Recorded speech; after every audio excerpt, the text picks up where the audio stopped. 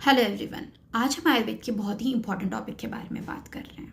जी हाँ, आज हम बात कर रहे हैं नासागत रक्तपित्त। नासागत रक्तपित्त यानी कि नेजल ब्लीडिंग, जिसे हम मॉडर्न में एपिस्टैक्सिस भी बोलते हैं। जी हाँ, क्या आपने कभी देखा है लोगों की नाक से खून बहता हुआ? इसी को हमने नेजल ब्लीडिंग बोला है, एपिस्टैक्सिस बोला है और नासागत रक्तपित्त बोला है। क्या आपने जाना है आखिर ये क्यों होता है? तो जानिए, हमारी नाक से रक्त क्यों बहता है। जी हाँ, जब हमारी बॉडी में पित्त प्रकोपित होता है तो ये रक्त की दुष्टि करता है। जब ये रक्त की दुष्टि करता है तो नासा द्वारा ये बाहर निकलता है। तो लेमन लैंग्वेज में बोलें, पित्त प्रकोपित होकर रक्त को यानी कि ब्लड को दूषित करता है। जब ब्लड दूषित होता है तो नोज से बाहर आता है, तो इसी को हमने नासागत रक्तपित्त बोला गया है। क्या आप जानते हैं आखिर इसके मेन रीजंस क्या हैं? आखिर ये क्यों होता है? जी हाँ, अब हम जानते हैं आखिर ये क्यों होता है।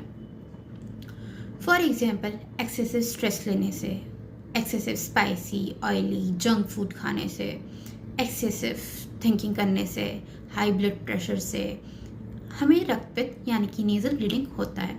इवन दो हमारी बॉडी में जब हम एक्सेसिव सन बास्किंग करते हैं यानी कि धूप का अत्यधिक ग्रहण करते हैं, धूप का अत्यधिक सेवन करते हैं, सूर्य की किरणों का अत्यधिक सेवन करते हैं, तो नासागत रक्तपित्त की उत्पत्ति होती है यानी कि नेजल ब्लीडिंग होता है।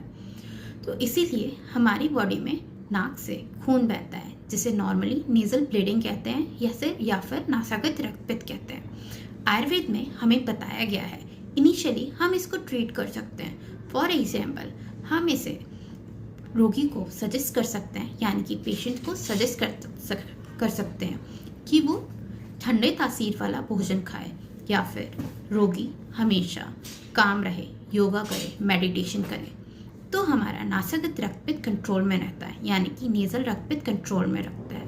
Thank you.